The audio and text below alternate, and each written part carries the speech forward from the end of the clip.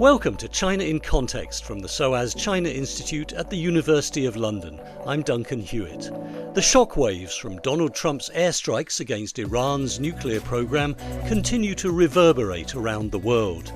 For China, which traditionally condemns intervention in other countries' affairs, the attacks were a violation of international law and the UN Charter, with Foreign Minister Wang Yi warning that the US justification of preventing possible future threats sent the wrong signal to the world and risked destabilizing the Middle East, an area where China's economic and diplomatic links have grown rapidly in recent years. Yet strikingly, the Trump administration also publicly appealed to Beijing to use its influence over Iran to make sure that Tehran did not close vital oil supply routes through the Gulf. So what impact could these events have on China's attitude, both towards the Middle East and the US, and indeed in areas where Beijing itself reserves the right to use force, such as its determination to bring about formal reunification with the island of Taiwan? Well, later we'll be hearing from Jonathan Fulton, a specialist on China's role in the Middle East. But first, I've been speaking to the historian and commentator Rana Mitter, St. Lee Professor of US-Asia Relations at Harvard University's Kennedy School and former head of the China Center at Oxford University. I asked him what impact the US strikes would have on the thinking of China's leaders. I think the initial feeling behind the quite outraged rhetoric that you got from China was probably puzzlement. One of the things that we know that Beijing policymakers have felt about the last 6 months or so is that they haven't really been able to get a handle on the Trump administration's overall foreign policy. I think a lot of the Trump people, I've talked to a few of them over the months, would say that's the point. In other words, the predictability of American responses, they would say, is part of the problem, that China knows what the moves are and therefore it knows how to push back against them.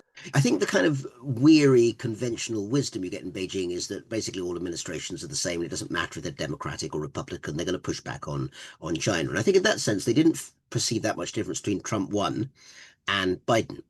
I think they do perceive that this is different because so many things are shifting. For instance, I think they are surprised about the way in which the US is changing its alliances in Europe and elsewhere.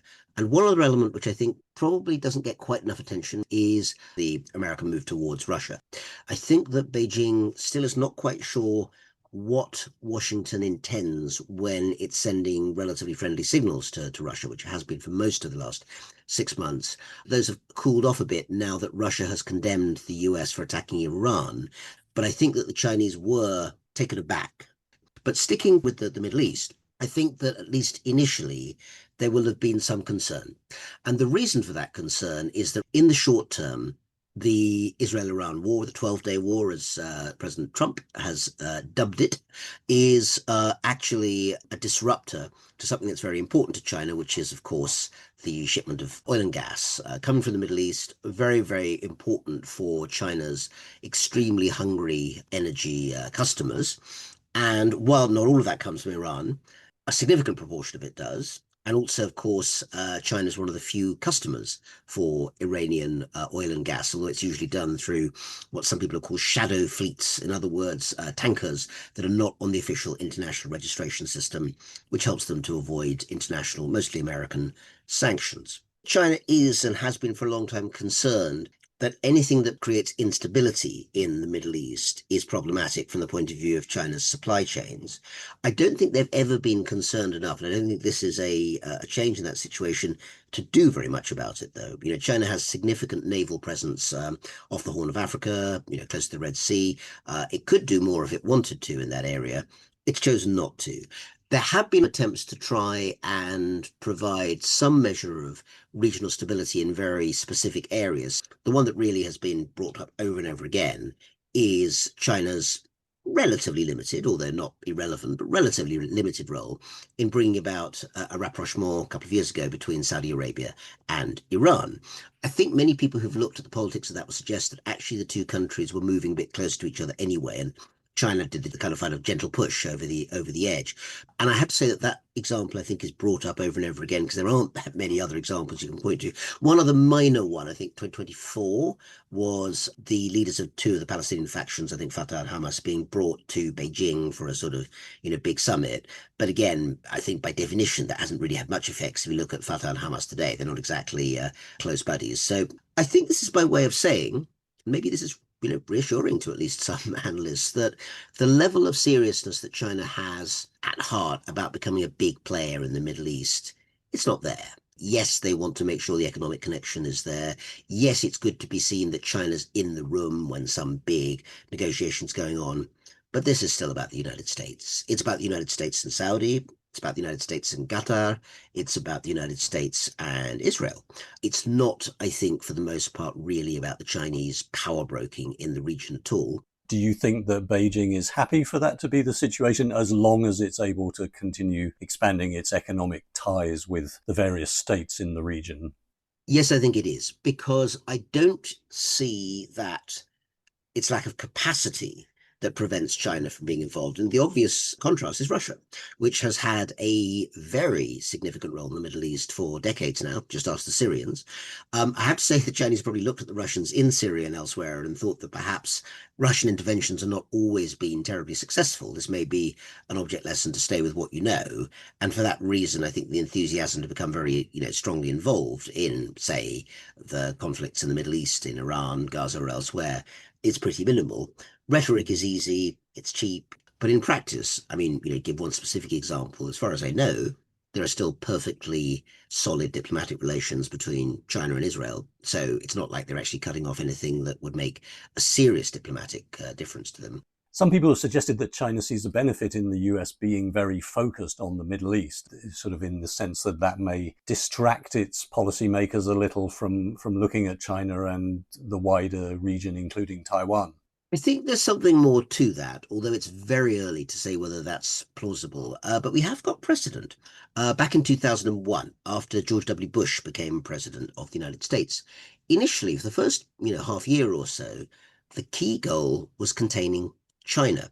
Not completely and utterly, but in terms of greater strength. That was also the year of the spy plane incident, you might remember, where essentially over the Hainan Island coast, an American spy plane was shot down and caused something of a diplomatic ruckus, eventually sorted out between the Chinese and the Americans. And then, of course, the Middle East became the center in the most kind of horrific and all-consuming way because of 9/11 and what followed that. Then it was about Afghanistan, South Asia, of course, rather than the Middle East, but definitely not China.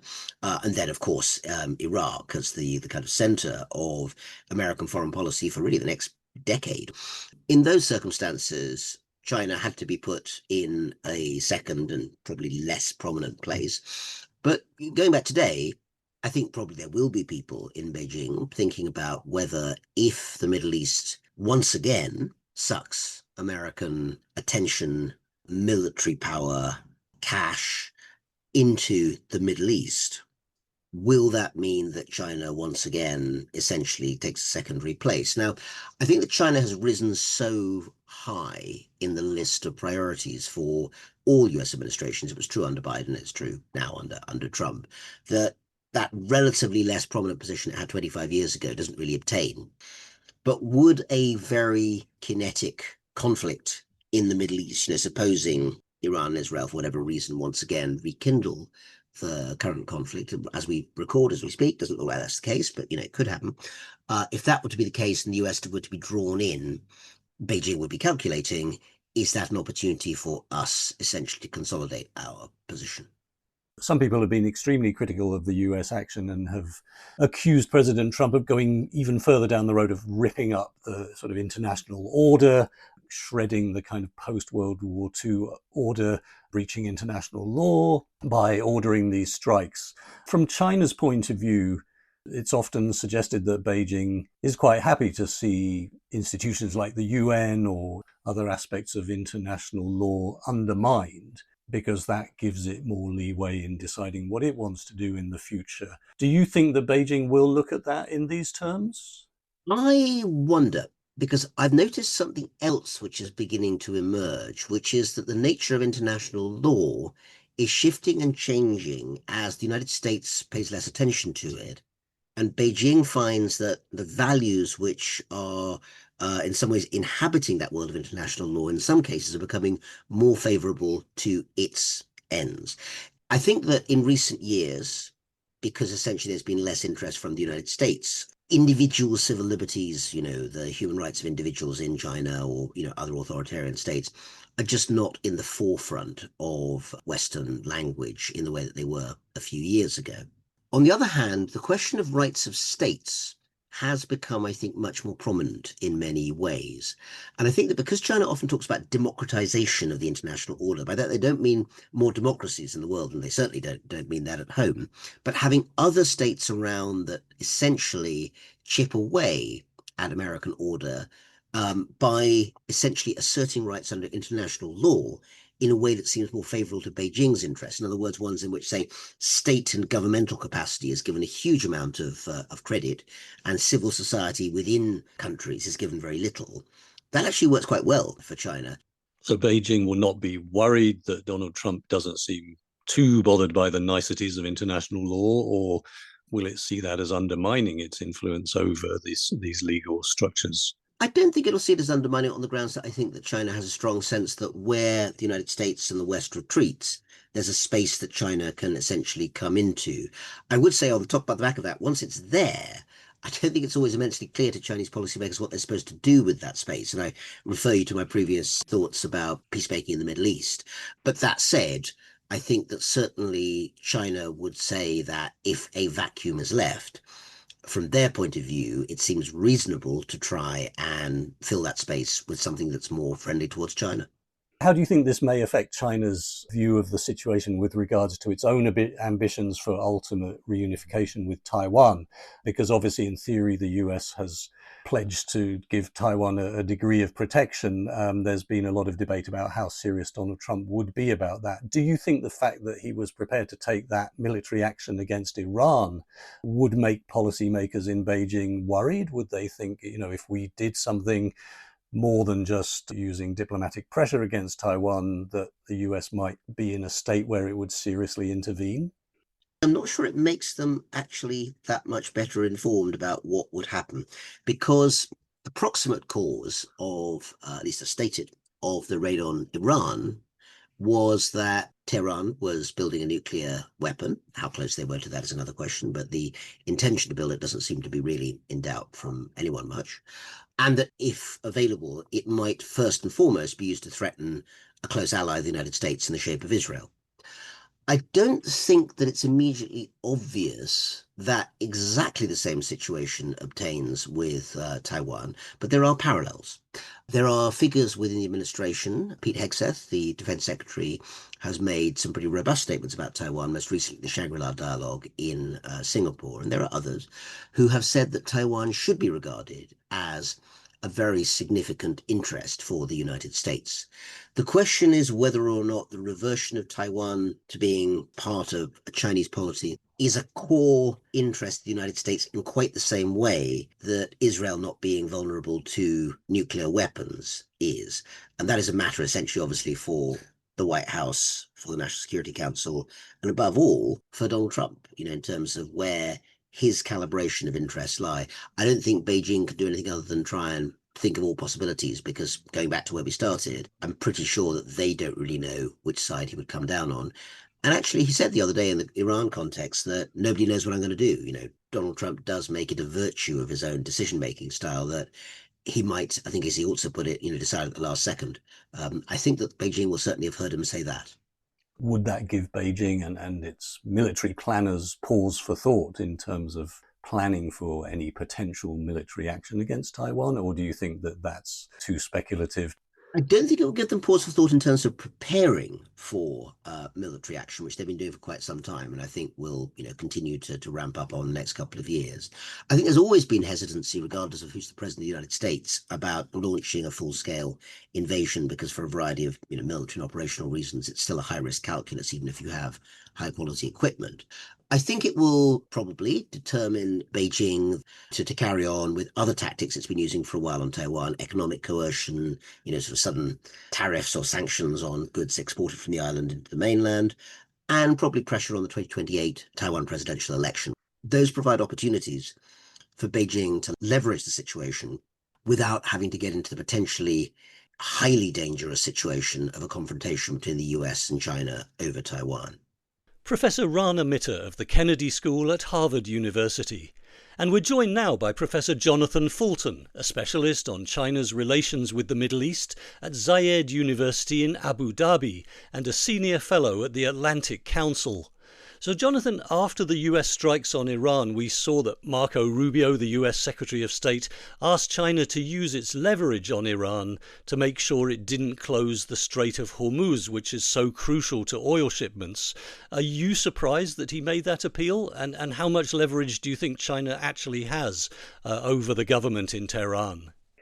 So I'm not sure if Secretary Rubio was watching during the Red Sea shipping crisis after the October 7th attack, because the US government reached out to China then as well and said, could you use your supposed leverage with Iran to use their supposed leverage on the Houthis to get them to stop what they're doing? And China, I think, politely just didn't do much in that case.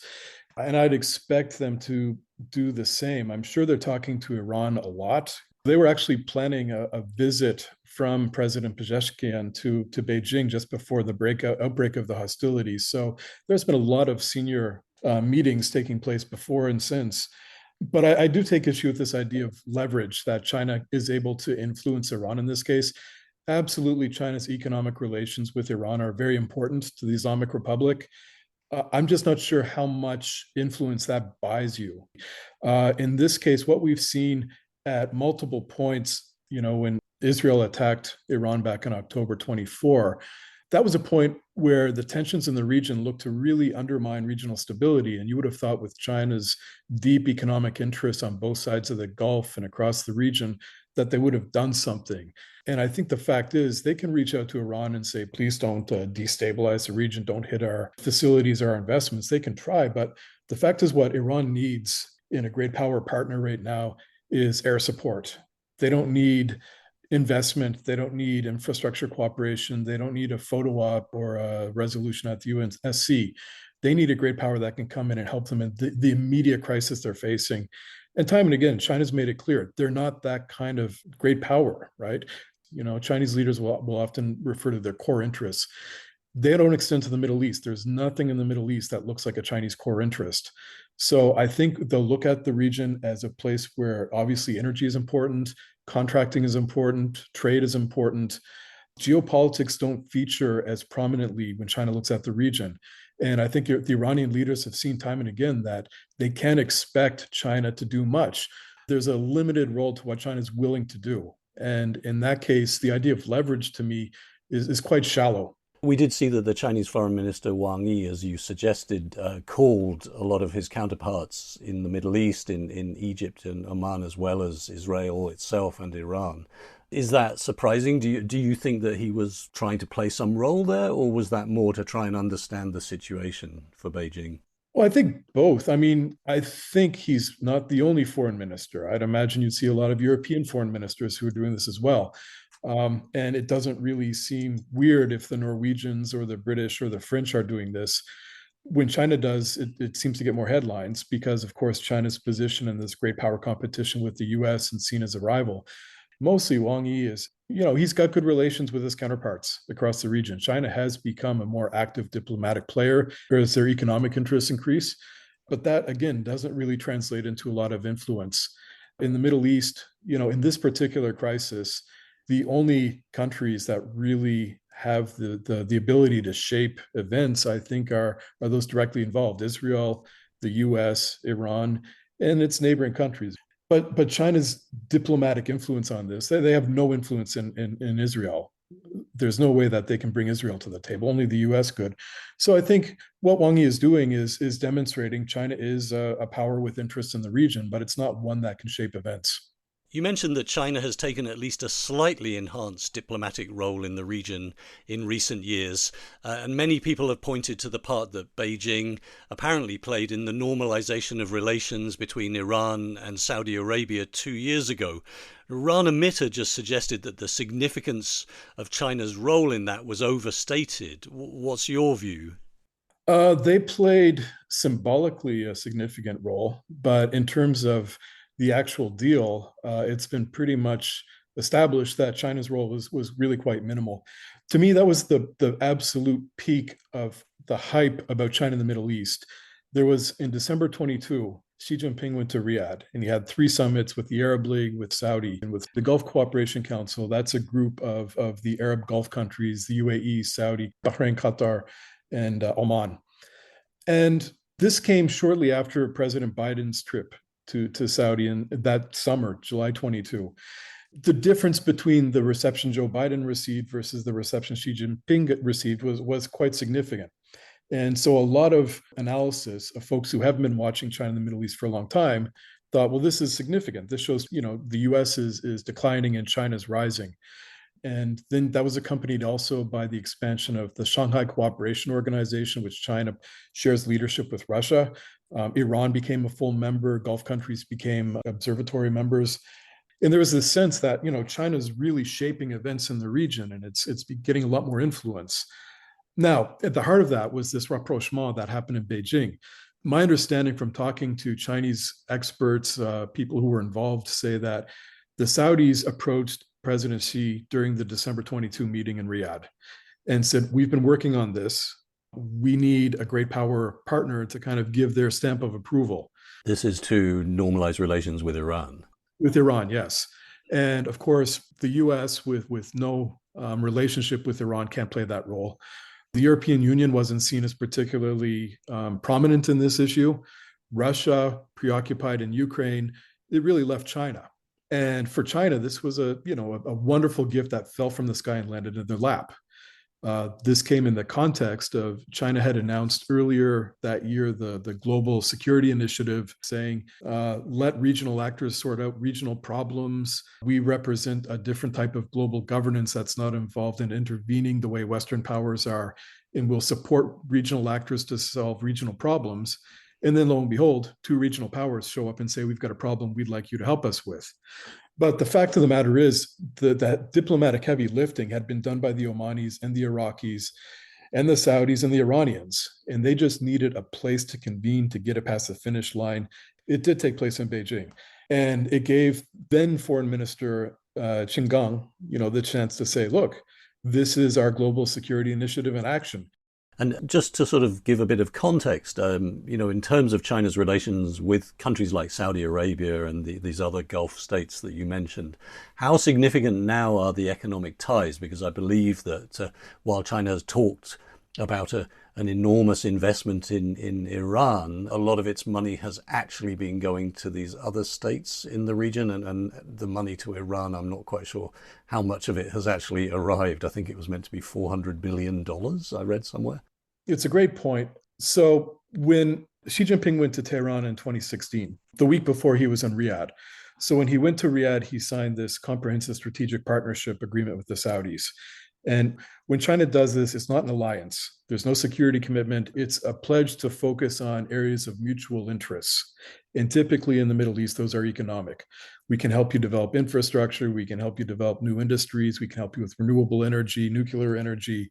If there's any talk of security, it's mostly joint drills or arms sales. So they signed this with Saudi, and a lot of people said, oh, China's come down on their side of the fence.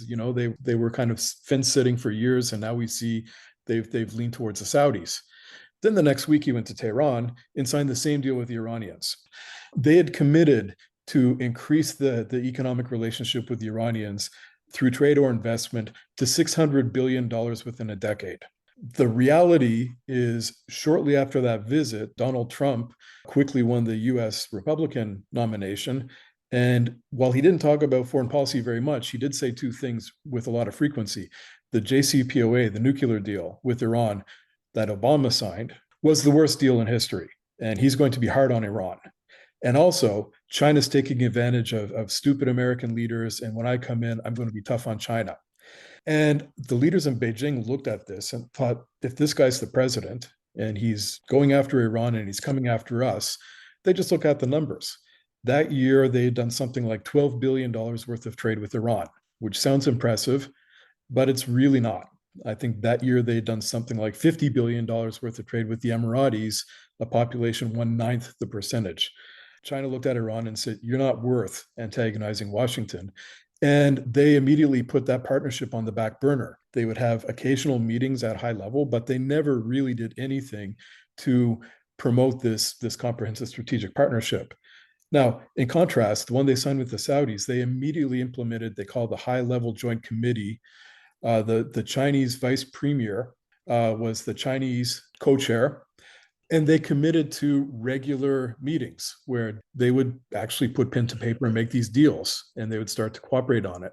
And that's because the economic synergy between the Belt and Road Initiative and Saudi Arabia's Saudi Vision 2030, they're very complementary, whether it's infrastructure construction or trade and investment or people-to-people ties. The Belt and Road Initiative obviously is the way that China channels a lot of its aid and loans into countries around the world. In practical terms, what have we actually seen in terms of Chinese support for infrastructure projects? I mean, one might think that a lot of those Gulf states don't really need Chinese money if they're going to build infrastructure, for example. No, absolutely. This is an interesting side because if you look at a lot of the narratives about BRI, you'll see Hambantota Port in Sri Lanka, you'll see things they're doing in Malaysia or Pakistan. It would often look like China was taking advantage of a weaker country's economic vulnerability. So you get this debt trap narrative, which, a lot of serious scholarship and analysis has debunked. But that dynamic doesn't exist in the GCC countries because they are filthy rich, with all of the oil and gas money. So when the Saudis will go to a Chinese state-owned enterprise and say, help us build a railway between Mecca and Medina so we can transport pilgrims during Hajj, this religious pilgrimage that Muslims are supposed to undertake, that's a huge logistical problem for the Saudi government because you get, hundreds of thousands of people showing up all at once, and they've got to get from point A to point B in a very hot part of the world. So you saw Chinese companies, I think it was China Railway Company, building this high-speed train, and that helped transport pilgrims from point A to point B in a very orderly way. They also helped with using their 5G smart city technology to help with crowd control. In the story you'll hear from a lot of Western countries is this technology is a little creepy. It can be used in Xinjiang or it can be used to monitor or surveil people. But the positive side of it is, it can help manage large groups of people in difficult situations. And that was very attractive for the Saudis. So in a sense, you're saying that it's the technology rather than the money that these Gulf countries are most interested in getting from China. It's the technology, it's the know-how. I talked to an official in the UAE a couple of years ago about this. We were in a meeting with American officials who were complaining about China's growing role in the region. And what this Emirati official said was, look, we need to build roads. Countries like America solved most of their infrastructure in the post-war boom, right? When they built all their highways and their ports and their airports. And it's mostly been a matter of maintaining that stuff. It's not a matter of building new stuff. Whereas China, over the reform era, this period from 1978, they've had to basically build a country, a modern country. So they'd say, look, if we need to build a port, well, China's built 100 ports. Who else can do it as quickly and as cheaply and as efficiently as the Chinese can? If we need to build a railway, which is what the Emiratis have done over the past decade, China does this better than anybody. The UAE is physically not a huge country, but they've got an Arabian Sea coastline where there's lots of ports. They've got a Persian Gulf coastline where a lot of the oil and gas is based. And of course, as we're seeing right now, the Strait of Hormuz is always a threat. If the Iranians are threatening to shut it down, how do you get that stuff to market? So the idea is, how can you build connectivity within, whether it's pipelines, railways, whatever, that gets stuff from one part of the country to another part and avoids that vulnerability. And so Chinese companies have played a big role in that. The idea is to do that throughout the rest of the Arabian Peninsula. Rail links, new roads, the works. Are they also building ports in those states? They've been involved in port management. There's been talk about building ports that hasn't necessarily developed the way they'd hoped. But what you see is a lot of investment building industrial parks within existing ports and the affiliated infrastructure that goes with that. So Chinese companies have a place to set up shop. They've developed a very big presence in a lot of Gulf ports. So are we also seeing significant amounts of Chinese manufacturing in these kind of zones? I wouldn't say significant. The issue is Gulf countries, especially the Saudis, are trying to develop their own manufacturing industries. That's been an issue that's kind of been budding up. The Chinese and the GCC have been trying to sign a free trade agreement since 2004. And there's been ebbs and flows. At one point, it was about Chinese energy companies were worried about being dominated by Gulf energy companies. And then it was Gulf companies were worried about, China's outsized role in their markets. The biggest hurdle right now, I think, is that the Saudis are trying to develop a manufacturing capacity, and they're worried that China can come in and overwhelm them. Another thing that one sees quite a lot of in Africa is Chinese involvement in construction, including real estate. Are we seeing much of that in the Gulf? Real estate, absolutely. The Gulf countries have been building tremendously in a very short time, and they're good. They have really good local companies that handle this stuff. But you'll find again that they want partnerships with outside countries. The idea isn't so much we need the capital. The idea is if the UK, if Turkey, if China has a financial stake in our country, then they also have a stake in our security. And we can expect these countries to support us either politically or whatever. But the real estate, absolutely, they're doing a lot with Chinese state-owned companies, multinationals, and in the UAE, a lot of private SMEs. There's something like 7 or 8,000 Chinese companies operating in the UAE. In that field particularly, or just in every area? You'll find everything. And that's interesting because the UAE is in a country of about 10 million people. The Chinese population is said to be about 400,000. That is by far the biggest Chinese population anywhere in the Middle East. For comparison's sake, in Iran, when they're talking about evacuating Chinese citizens last week, they were saying we've got between 2,000 and 3,000 Chinese in Iran. Just out of interest, what are most of those people doing in UAE? I mean, are these people doing business or are these laborers or? The whole gamut. It depends where you are. Dubai has a very interesting China community that's been there for generations. And some of these are second, third generation. They've opened actually a Chinese international school in Dubai, which is the only, I believe, Chinese state school anywhere in the world outside of PRC. And that's just because they've got such a huge population there. Chinese is being taught in the public school system now. So you'll find a lot of Chinese teachers, small business owners. Being taught to the local people, Yes, but not compulsorily, presumably. compulsory. This is a pilot program that started in 2019 and has spread to, I think, something like 200 public schools in the UAE.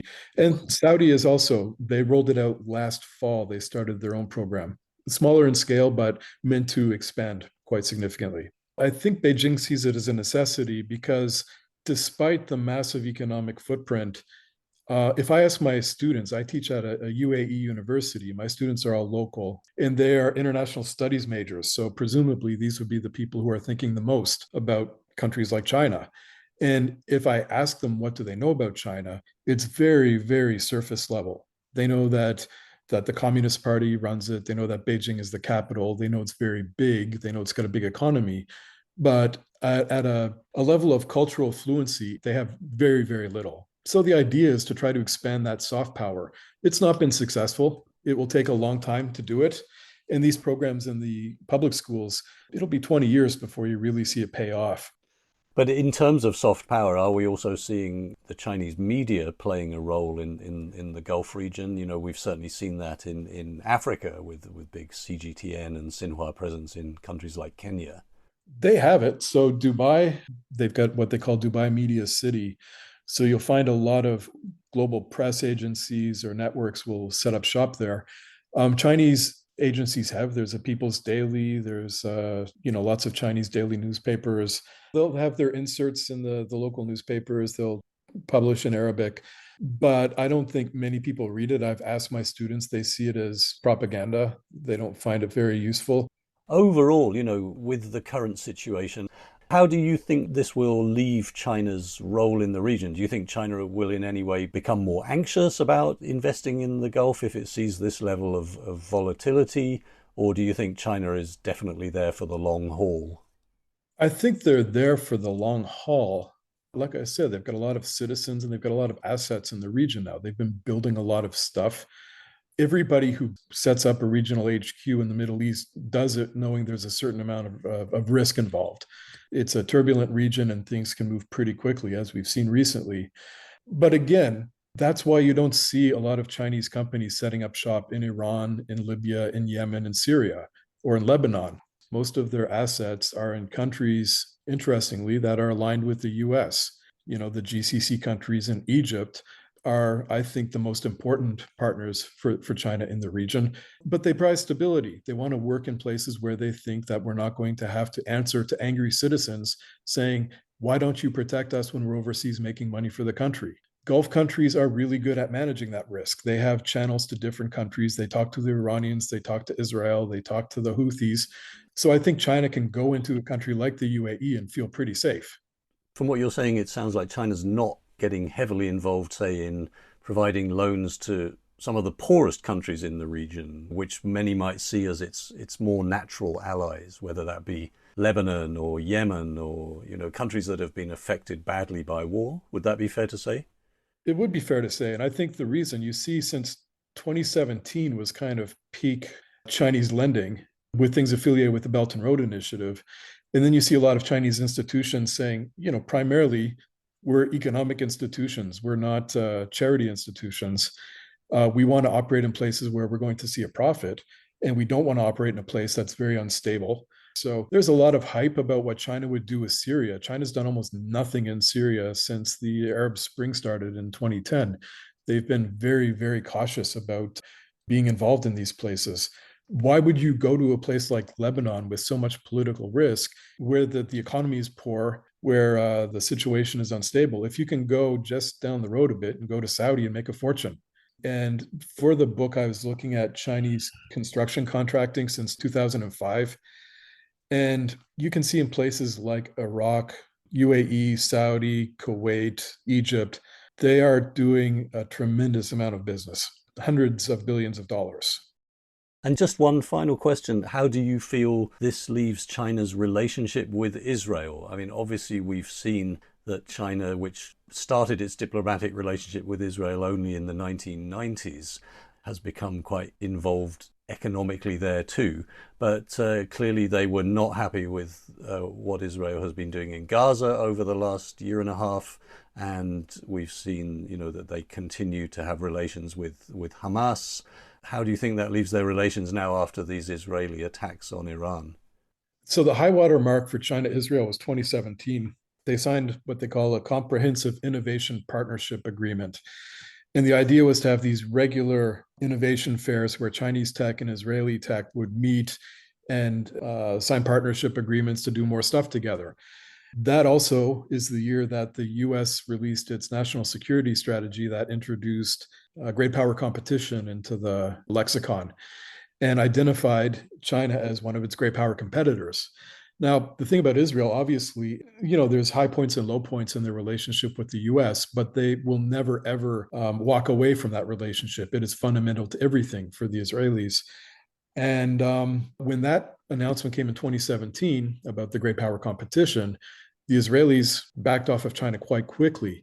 Now, some of that was in response to perceived US pressure. Some of it was also in response to their own indigenous tech companies. I've talked to Israelis about this, and they said, across the Middle East, what you see is this buyer-seller dynamic where Chinese tech is coming into the market and supporting local countries, development agendas.